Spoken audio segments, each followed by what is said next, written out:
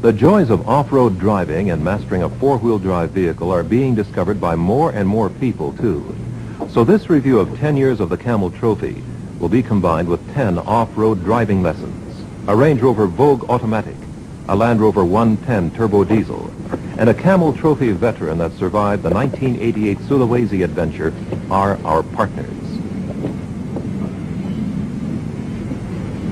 First, some basic rules for off-road driving. Engage the low-range gear and lock the central differential before you drive in difficult terrain.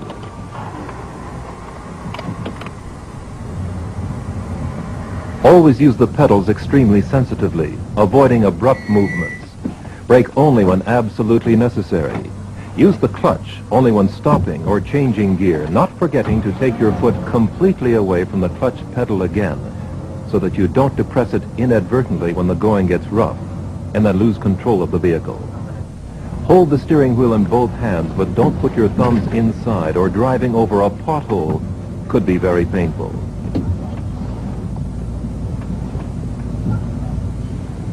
Above all, take to heart the most important rule of off-road driving. Drive as slowly as possible, as fast as necessary. The Camel Trophy is awarded to the best driver, not the fastest. In the extremely difficult conditions which are a part of this event, the speed rule has proved itself over and over again. As slowly as possible, as fast as necessary.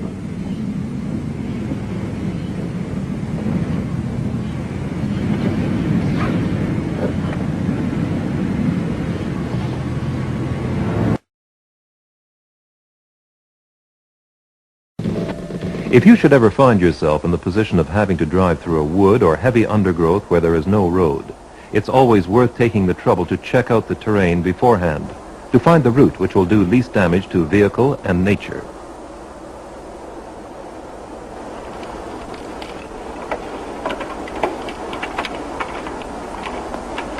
Stop and explore on foot. Determine your exact route. Pay a special attention to the nature of the ground beneath the undergrowth, so when driving through you avoid deep holes, bogs, and other obstacles.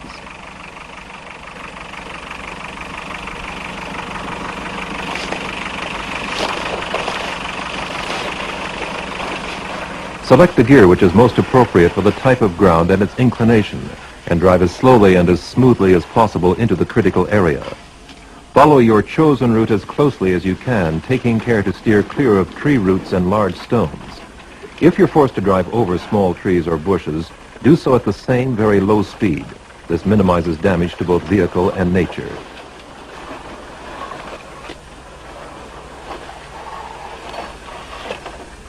Especially important, if you have to drive over an obstacle and you're driving a Land or a Range Rover, try to keep the obstacle on the left side of the vehicle because there is slightly more ground clearance than on the right, where the differential is located.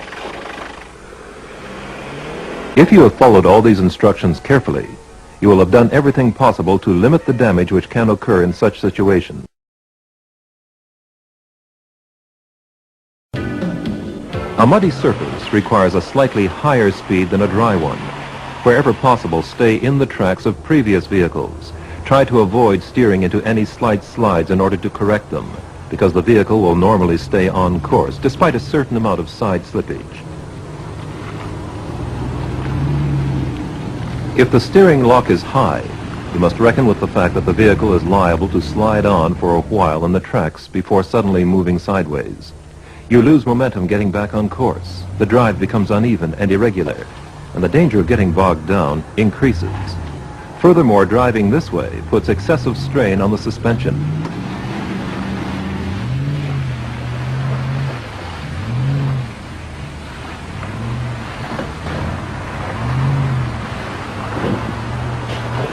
On the other hand, if you steer lightly through the mud at constant speed, you will discover that the only effect on the vehicle is a mud bath, easily removable by a good wash. In extreme cases, you can also reduce tire pressure. This will improve the flex characteristics of the tires and hence their self-cleaning ability. Traction will be improved and the tendency to sink into the mud reduced.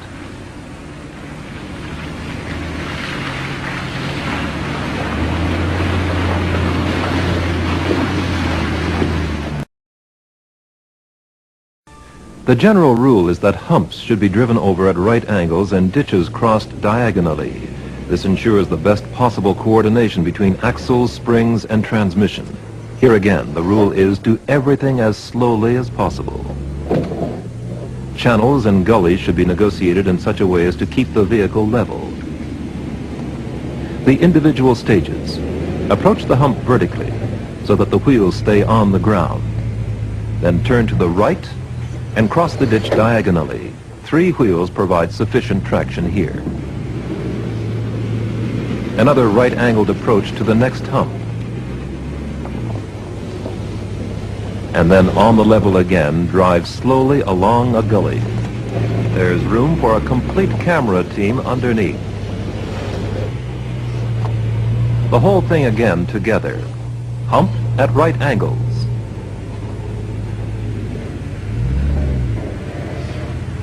Ditch diagonally. The second hump. And the gully. A series of humps can be crossed at right angles as long as there's no danger of the chassis making contact with the ground.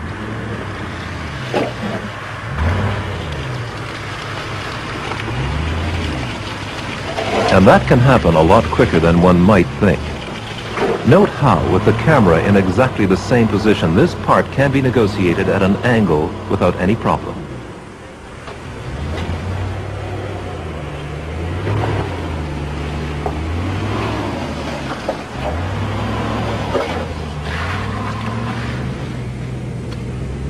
However, trying to apply the same theory on a quite different surface, such as sand, will prove to be useless.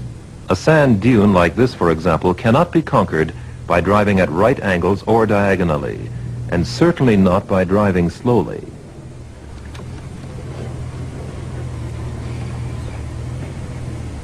In no time at all, the wheels have burrowed their way into the soft sand, and the maneuver has to be broken off.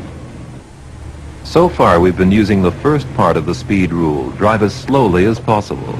But now it's time to apply the second part. Drive as fast as necessary. Then it can be done. Under normal circumstances, you will not come near this point of no return. A natural internal sense of balance will prevent you from coming too close to the turnover point, let alone from going beyond it. However, you must pay very careful attention to the road surface and avoid any parts where the vehicle could slide. Where lateral clearance is tight, it's not enough to stop the vehicle from slipping sideways. If the direction of inclination changes from one side to the other, the highest point on the vehicle can swing over a very long way. You must learn to anticipate such a situation in good time and allow for it. If the surface is slippery as well, whether frozen or soft, muddy or sandy, both factors, the risk of slipping and the increased list, have to be allowed for. A wide gap in which you could normally park without any trouble suddenly becomes very narrow indeed. At the top, there's plenty of room, but at the bottom, there's not enough space to maneuver.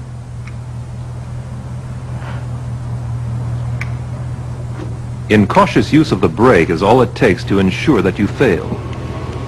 Don't be too proud to admit such a mistake early enough to start again from the beginning, before you get stuck.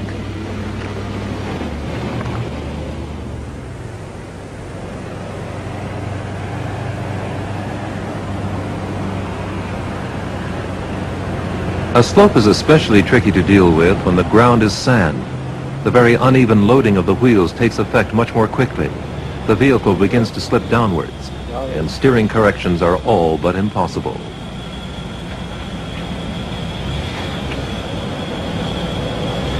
And then you may not be able to save the situation by reversing.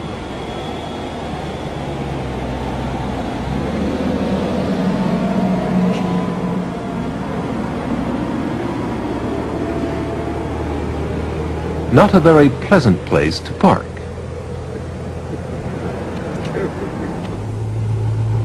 Always think twice before attempting to cross an area which is likely to involve extreme vehicle inclination.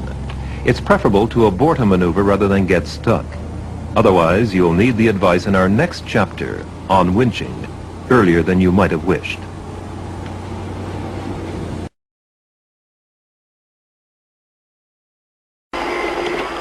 If your off-road vehicle is equipped with a winch, you can do all sorts of things.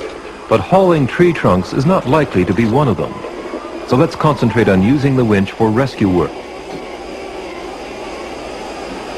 When running it out, keep the winch cable under tension so that it doesn't get tangled. Position your vehicle as far as possible in the direction from which you wish to pull the damaged vehicle, and make sure the cable is attached to it at the right point. Steer the vehicle being rescued so that it always points straight at the winch. Keep checking that the cable is being wound up cleanly, but don't get too close. A snapped cable can cause nasty injuries.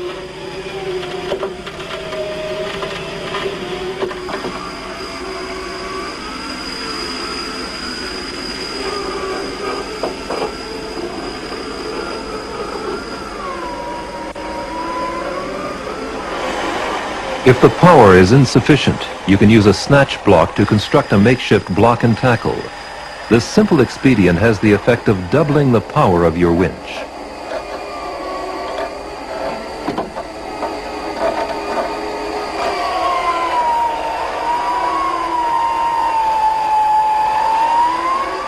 Where a lot of power is needed, secure the winch vehicle properly.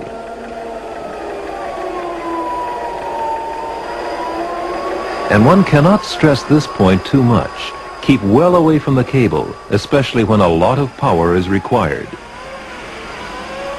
If a firm anchor point is available, you can also get yourself out of a tricky situation. Like Baron Munchausen, who claimed to be able to lift himself by his own hair, you can literally pull yourself out of trouble. If at all possible, reinforce the winching effect by using the engine, and try to find someone to keep an eye on the cable as it winds up.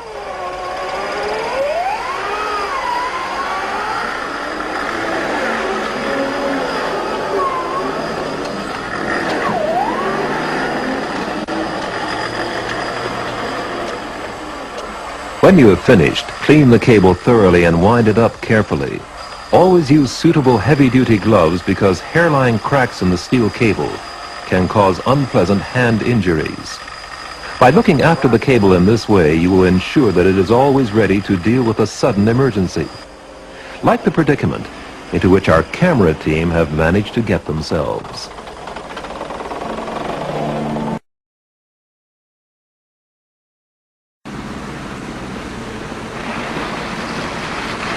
With a diesel-powered Camel Trophy Land Rover, one can, in principle, drive through almost any depth of water. In principle. The essential requirement is that one can get out the other side. The best snorkel in the world, you can see it at the front near the windscreen, is not much use otherwise. And wheel-deep water poses no problem for a petrol engine model. However, you should be sure that this depth will not be exceeded. So it pays to check this as well as the nature of the ground beneath the water before proceeding.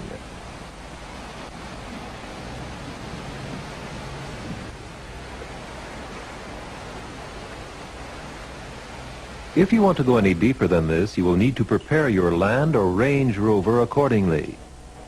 Screwed into a threaded dummy hole in the timing chain housing, you will find a plug. Unscrew it and use the plug as a seal to keep water out of the timing chain housing.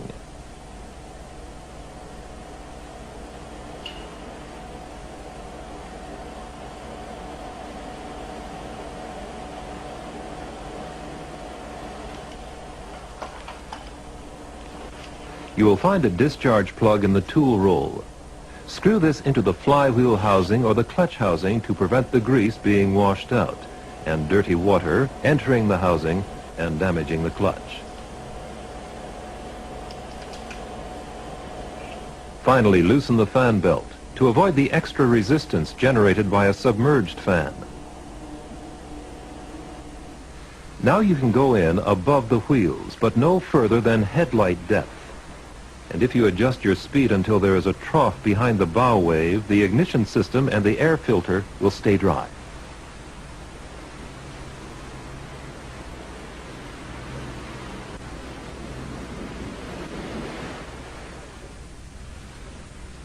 Avoid crossing flowing water at right angles. but try to do so at an angle of about 45 degrees. The current will have a much smaller surface to act on.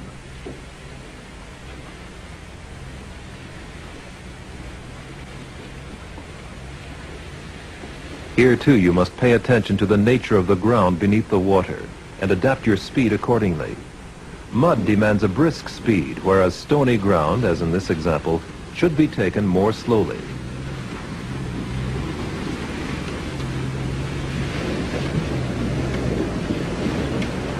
After taking your bath, don't forget to retighten the fan belt and open the plugged holes again. Above all, though, check the brakes, because wet brake linings don't always grip properly. Driving on a level surface across virgin sand looks easy enough, inviting even.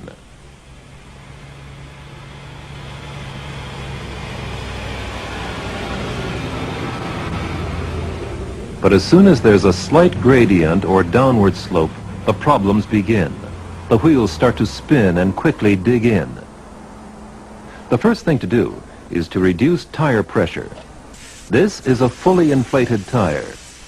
If the pressure is reduced to about 15 pounds per square inch, it spreads out perceptibly and increases the contact area, and the tire adapts much better to the ground surface.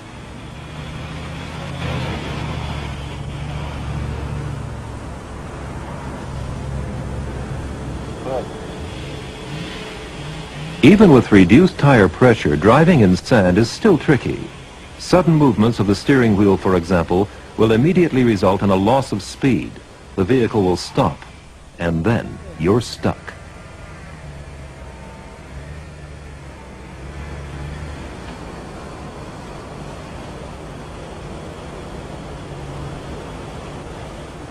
In this case, the steady and not too low speed that is recommended for driving in sand proves unsuccessful, as was demonstrated in the lesson on incline driving.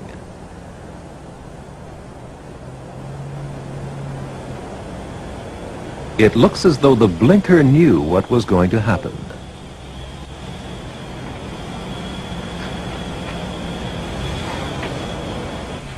When driving in sand, at all costs, try to prevent the vehicle from coming to a standstill. Have the courage to reduce the steering lock if a slip should start to develop, and work with sensitive feet and not too much throttle.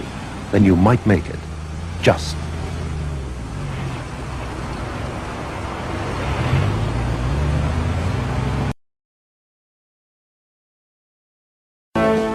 Before attempting to drive up a particularly steep slope, estimate its length and gradient and select the appropriate gear, which will usually be second or third. Get up to speed on the level so that you can ease off the accelerator when climbing.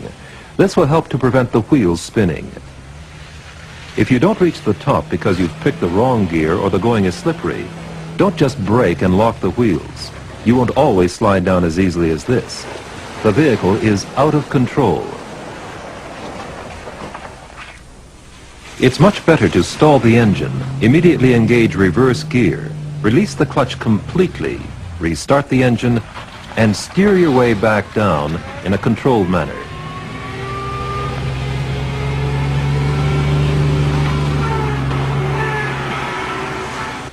If you're successful on the next attempt, avoid driving over the summit too quickly.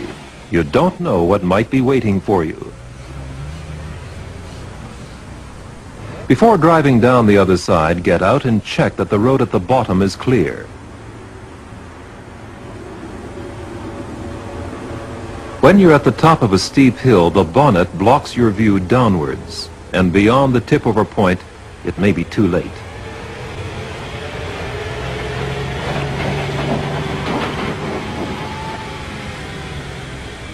After making your check, always engage first gear and roll slowly down to the bottom without braking. It may even be necessary to use the accelerator to avoid slipping, but never the brake. If you need to negotiate a bend on a steep incline, simply combine the two components. You drive up as fast as necessary. Arrive at the highest point as slowly as possible. Change down into first gear and roll down to the bottom without braking. Don't be too proud to stop on the summit to change gear, but be careful not to let the higher of the two front wheels go up the bank or over any other obstacle.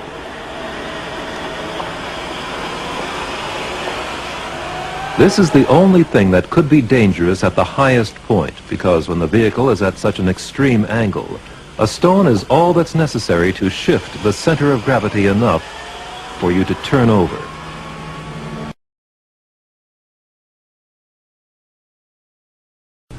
Bumpy and stony surfaces simply have to be taken at snail's pace.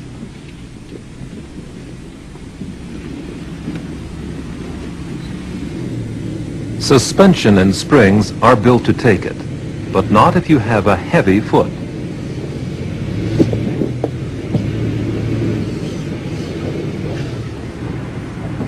Even at this speed, you should try either to steer clear of the larger obstacles or drive over them with the wheels. Because as you know, there's not a lot of room to spare underneath the vehicle. But don't forget, do it slowly.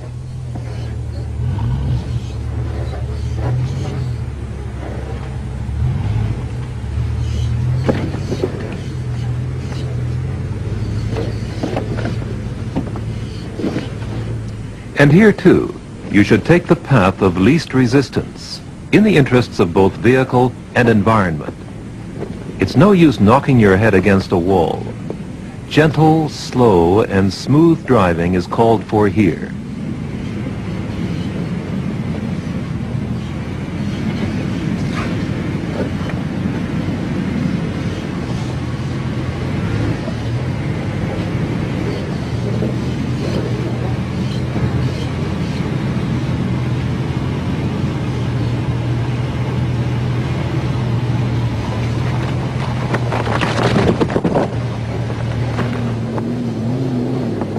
Driving this way will ensure that you reach the finish in one piece.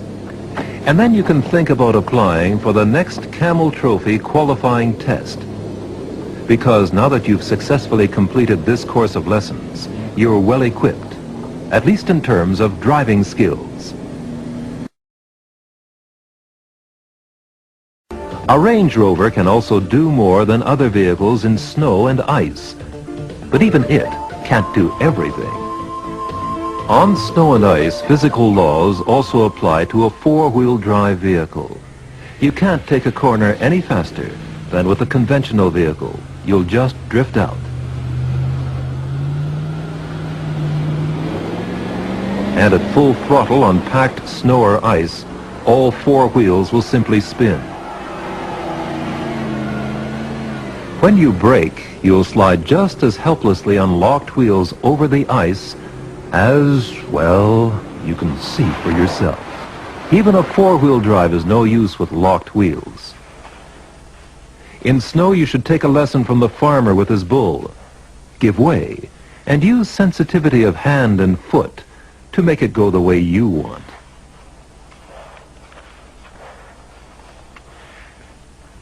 For example, when driving uphill, use minimum throttle in the highest gear possible. And don't drive too fast, but at a speed that enables you to negotiate corners without skidding. Whatever you do, don't accelerate away from the corner too sharply. It doesn't take much to develop wheel spin, and then you're in trouble. Keep your foot off the brake when driving downhill, but if you can't avoid it and you start to slide, release the brake immediately and try to bring the vehicle under control by steering carefully and pumping the brake.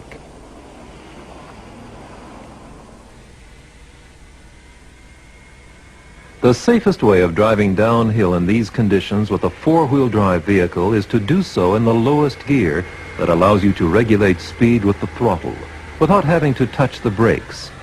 And the same applies to taking downhill corners as when driving uphill. Because of their high center of gravity, off-road vehicles are particularly liable to slide.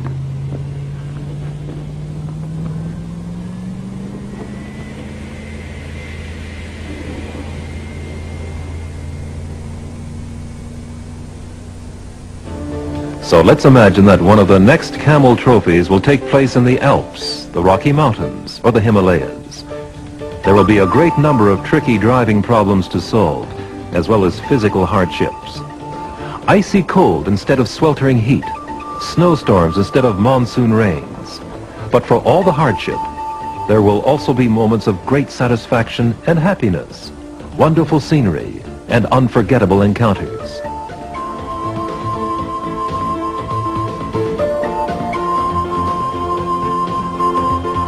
And maybe there will be a special task involving crossing an expanse of flat snow, where a four-wheel drive vehicle will have less trouble than a conventional vehicle, but where it's very important to judge the snow depth correctly, to choose the correct route, and to use the correct speed.